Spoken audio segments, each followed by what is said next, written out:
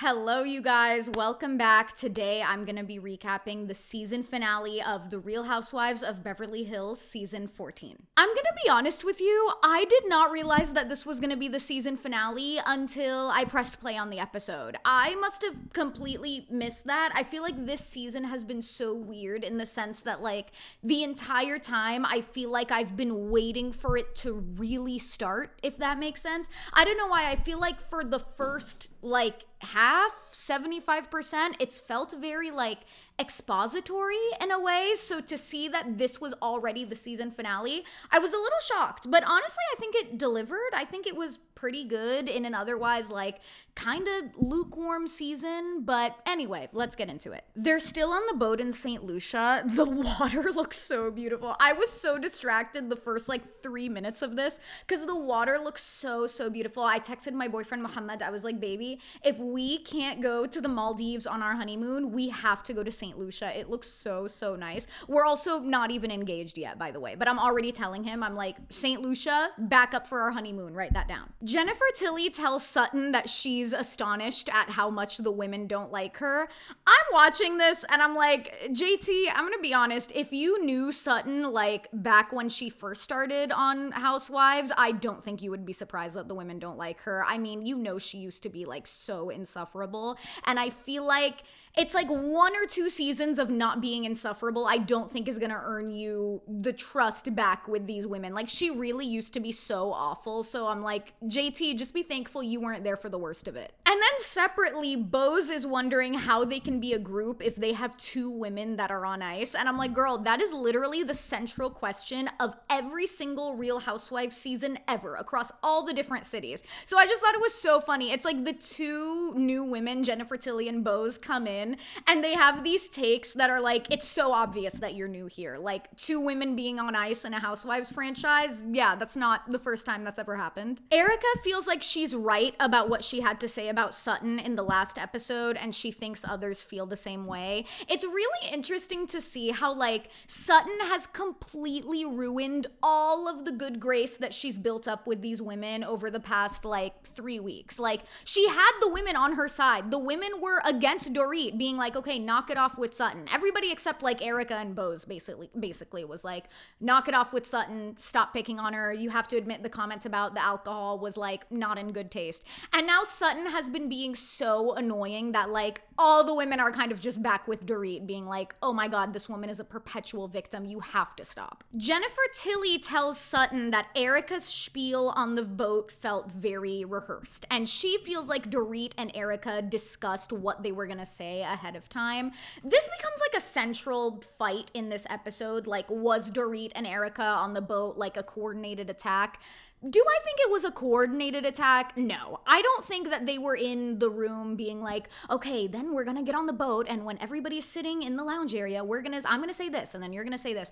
I don't think it was that, but I just think this has been the central conversation all season. We haven't been talking about anything else all season. So I think was it a planned coordinated attack? No, but Erica saw the opportunity, and she was so ready with what she was gonna say because it's what we've been talking about for weeks and weeks and weeks. So was it planned? No. But Erica historically is pretty well spoken. She has a lot of flaws, but I do think she's a very well spoken woman. So I think when it comes to an argument, this kind of thing is easy for her.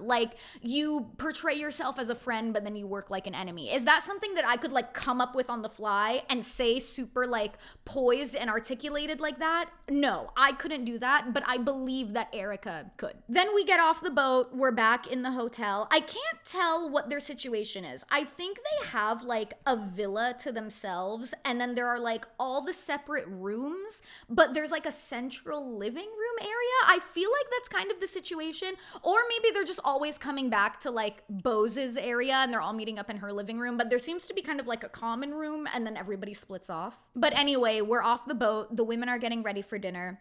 Garcelle is having her makeup done, and she asks Sutton if she's okay. And she's like, listen, like Kyle did stand up for you. Like Kyle did stand up for you on the boat. And then Sutton says that she doesn't like being so set back with Kyle after they had such a great trip to South Carolina? No, Georgia. After they had such a great trip to Georgia. And then she says the women have been wanting to break her for years. And then the show shows a montage of like all the different times that the women have argued with Sutton. Be quiet, Miss Small Town. I'm so worried about my motherfucking reputation. You shut up. You have no idea what you're talking about. Nothing. Shut the up. Talk out of both sides of your mouth. Well, so do you. No, and I you know don't. what? You. And it's like, listen, okay, Sutton loses me this episode. I have literally been with her all season because first of all, you know how much I don't like Dorit. So anybody coming after Dorit, it's like, yeah, I'm gonna be on your side. And then also, I do think what Dorit said at the 4th of July party, knowing that alcoholism is like, it's a sensitive point for Sutton because of her dad. And then just like the jokes about Sutton being an alcoholic last season or like the allegations. It's like, yeah, when Dorit brought that up at the 4th of July party, I was like, yeah, that is messed up. But now Sutton is losing me this episode because she's just trying to be a victim again, which is her strategy. Like every single year, she's such a perpetual victim. And I hate people like that. So it's like Bravo's showing this montage of all the different women who have argued with Sutton over the years. You got like Lisa Rinna and Kyle and Garcelle, but it's like, listen, Sutton was insufferable for several years. I would say Sutton was insufferable every single year except this year. This year is the first time I've ever actually been able to like tolerate her scenes on Real Housewives. I don't know if that's an unpopular opinion or not. I can't tell how other people feel about Sutton. For me, it's like I will never ever be able to forget when she told Crystal and Garcelle that she doesn't see color. I've like seen other allegations about her online that she has like a history of saying racist things. And she's just annoying. She's just always a perpetual victim. So it's like, do I think the other women were trying to tear you down all of the time? No, I don't think that. It's like sometimes when people are arguing with you, it's not because they have this like ulterior motive, they're trying to like end you. It's just because you're being annoying. Then Jennifer Tilly, they're all like meeting up in the living room to go out to dinner, and Jennifer Tilly tells the women that Sutton's not gonna come because of what happened on the boat and this and that. And then Erica summons Dorit into the room. She's like, Dorit, you gotta hear this. Like, Garcelle said that Sutton thinks the attack was coordinated. And then Dorit, of course, denies it and is like, no, it wasn't coordinated at all. It's interesting. I honestly feel like Dorit is kind of like barely in this episode. Now that I'm reflecting back, I feel like it's really like a Garcelle, Kyle, Sutton, Jennifer Tilly heavy episode. And then at the end, Erica comes in a lot more. But I feel like Dorit is kind of like not really in it. Then separately, Garcelle tells Kyle that Sutton expects blind loyalty from her.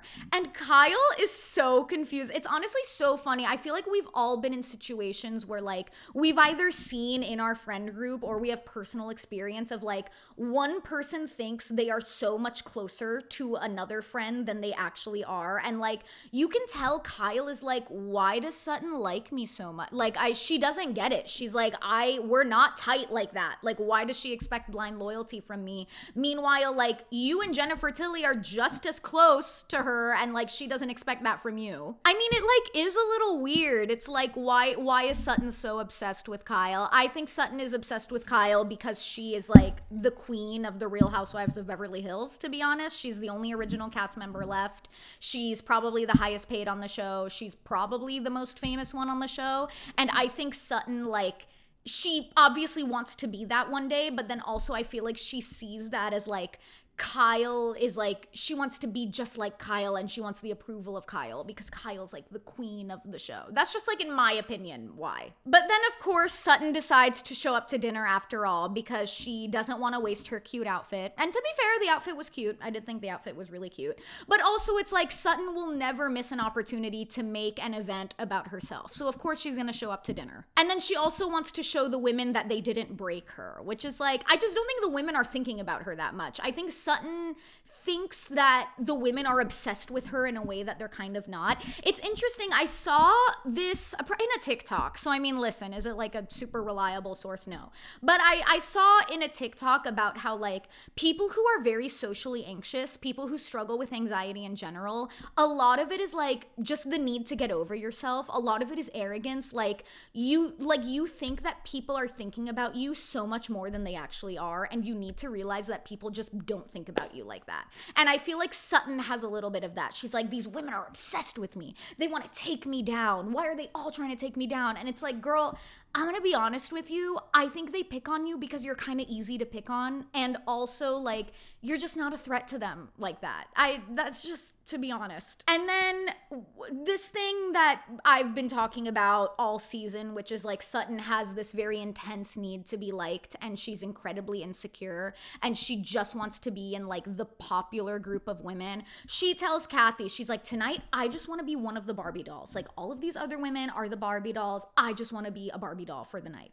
I just want to be like one of the Barbie dolls. Can I just be a Barbie for tonight? Am I allowed that? Yes, you are. Thank you. And you look like one. Thank you. I mean, I don't know if she does therapy. I wonder if she's ever talked about doing therapy in the past. I don't remember if she has, but I feel like a therapist would have a field day with that statement. I feel like she is somebody who could really benefit from therapy and just really examining like her intense need to be liked. And it's like, it's so interesting. She's so obvious about it. She's so obvious about like wanting and needing to be liked. Kyle finds Sutton at, I don't know where they are. I think they're still on the hotel property, and there's this kind of like pop-up market. It looks so fun. I literally need to go to St. Lucia. It looks so fun. But they're at this like pop-up market, and Kyle finds Sutton, and they talk about the boat. And Kyle finally calls out that weird thing that Sutton does, that like super annoying thing that Sutton does, where she's constantly interrupting people and repeating the same statement over and over. Today, Erica that was her issue with you, and that you will go after people when they're at their lowest moments. And do you think that's true? I will. The reason I kept my mouth quiet. Do you think that's true? Let me finish. Do you think it's true? Don't do that. Do you think it's true? Then at dinner, Kathy excuses herself for a second, and she comes back and she says she peed in her shorts a little bit. I'm gonna be honest. Kathy, to me, gives senile. Like, I had to actually Google her age. She's only 66. That's very young. She's not an old woman. Part of me thinks that she does this to be funny, like the peeing in the shorts thing, but then also like, remember at Sutton's fashion show, she was kind of like wandering around like this, and the model was trying to like walk down the runway. I want to believe that she's doing it to be funny. I do think she is, because otherwise I would truly think that this woman is in a state of cognitive decline. It's like very odd to me. It's just very, it's like, I'm not reading it as funny. I'm not really laughing. I'm just kind of like, is she okay? Like, she is 66, which is so young, but she acts like she's like 80 years old. I don't know. It's just kind of weird. I don't know. Also, I didn't even realize this trip was for Dorit and Erica's birthdays. If Bo said that when she was planning the trip, I completely missed that. But the waiters come out with sheet cakes that just have like pictures of Dorit and Erica from like Instagram printed on them. And they sing happy birthday, and then they sing, I hope you get some tonight. And it's like, it is really funny. And they're like, Erica's like, yeah, I hope I get some too. And then they're talking about presents. They're like, I hope you get some presents or something like that. And it's really fun. I did like that. All right. So then here goes Sutton being pissy at the end of the table and just acting like a child, as she is wont to do. And then Kyle in the confessional is like, yeah, she's just trying to make this dinner about herself. She's losing me. Sutton's losing me. I don't know what happened. Literally earlier in the season, I was like so with her, and I've literally never been with her. And instantly in like the last few episodes, she just completely lost me. Then the next day, Sutton and Bose go on an excursion to like a chocolate making class or like a cocoa informational session. It's literally just them and then like the woman who is teaching them about like the cocoa. So they're together. Meanwhile, Kyle, JT, and Garcelle are at the beach. And then Garcelle tells Kyle, she's like, you are the hero in Sutton's story. And Kyle is like, why? I'm not gonna lie. If I was Kyle, I'd be getting a little creeped out. I feel it's just like, it is weird. Like, Sutton is so obsessed with her, and Garcelle is pretty much telling her like, listen, no, like Sutton is obsessed with you. It is a little weird. I feel like Sutton, I mean, here's the thing. If I'm going to psychoanalyze her for a second, you know, I'm always psychoanalyzing Sutton. She had a very bad relationship with her mom for most of her life. I mean, decades and decades. And I feel like she wants Kyle to be her mom. I feel like she wants Kyle to take on that like motherly caretaker, like emotional caretaker role in her life.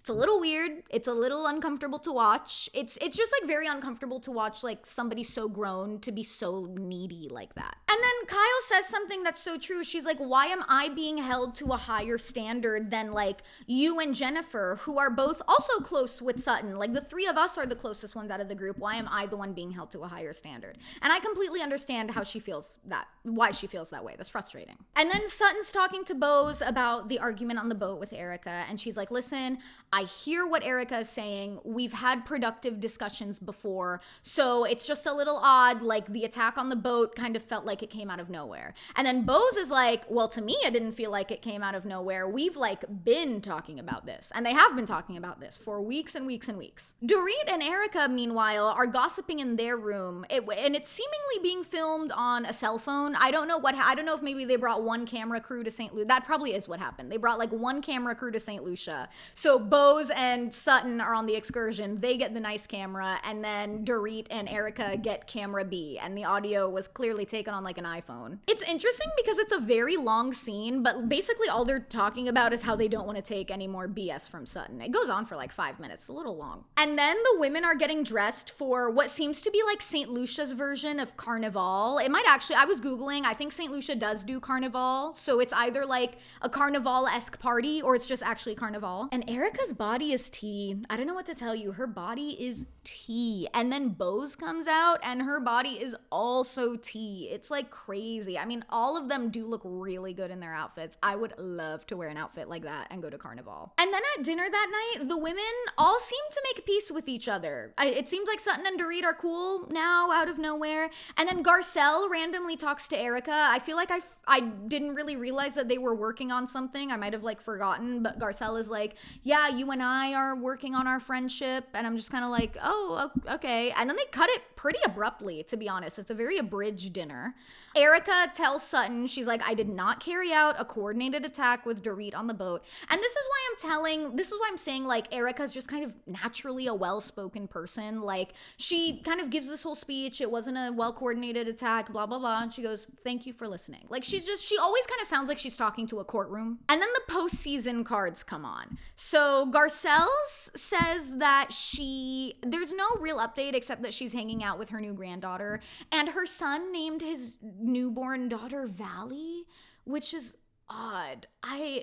These like new age names. I'm not gonna say anything more than that. He's not on the show. It's not for me to scrutinize. He named his newborn baby daughter Valley. And then Sutton in the confessional is saying she wished she handled the entire alcohol situation with Dorit better. Yeah, me too. It's like you literally had that. She literally had it so close. She could have had like such a great like way to just like be like, Dorit, like stop messing with me. I didn't like the way you said that. And some of the women were on her side, and then by the end of the season she just like ruined that. Dorit's confessional outfit, by the way, I haven't mentioned this yet, worst thing I've ever seen a housewife wear ever. Just ever, in any confessional, in any Instagram picture, in any paparazzi photo. I don't think I've ever seen somebody wear anything worse. She looks like a butler. She looks really, really bad. It's so funny. She doesn't say this anymore, but I distinctly remember when she first came on the show, she used to talk all this game about how she loves fashion. And she's such a fashion girl. And I love fashion. And I love like taking risks with my outfits. And then it's like, you're going to come in the confessional, you're going to wear something like that. It really, really looked really bad. But then the episode doesn't end there. I completely missed this. It happened around the holidays, but they picked the cameras back up about a month and a half later, because Tom Girardi, Erica's ex-husband, was found guilty of 4 counts of wire fraud. I'm gonna be honest with you, I thought that trial was done. The last that I heard of the trial was that for a while they thought that Tom was found too mentally unfit to stand trial, because you know he's like struggling with, I think, like really advanced dementia. I mean, he's so old. He's 85 years old. I think he's struggling with like, I don't think he can physically take care of himself. He's struggling with dementia. So last I heard, they were debating whether or not he was even fit to stand trial. Clearly he is. Clearly they were able to get him in the courtroom and they found him guilty. Good. This is good. I remain having no sympathy for Erica. I do not care how she feels about the situation. At one point she says like, this ending to his story is not right. It's just not right. And I'm like, no, yes it is. Yes it is. He stole millions of dollars from innocent victims of workplace tragedies. Actually, it is right. Like, I don't understand why the show gives her such a favorable edit. I'm not sure if it's in her contract that they have to. I don't know what she has on Bravo that they give her such like a favorable victim edit when it comes to all of this. Kyle is like, oh, I'm sure Erica must be devastated. I'm here as a friend to support her. It's like, yeah, sure, you guys are friends. Like, I get it. But me as a viewer, I'm like, I actually could not give less of a shit what Erica has to say about this whole situation. I don't care. So Tom faces up to 80 years in prison. Erica says herself, she's like, he doesn't even have 80 days. I Googled what is going on right now, and he definitely does seem like he is unwell. Like, he seems like he is heading for the end, if I were to say. Like, his lawyer made a comment. He was like, he's incontinent. He has very far advanced dementia. He can't take care of himself. I was reading in an article about like when Tom was in the courtroom and they were trying to ask him questions about his law practice, which closed in 2021. And he thought that it was still open and functioning. And then apparently sometimes in his free time, he takes like copious notes about like cases that don't exist. I mean, yeah, he's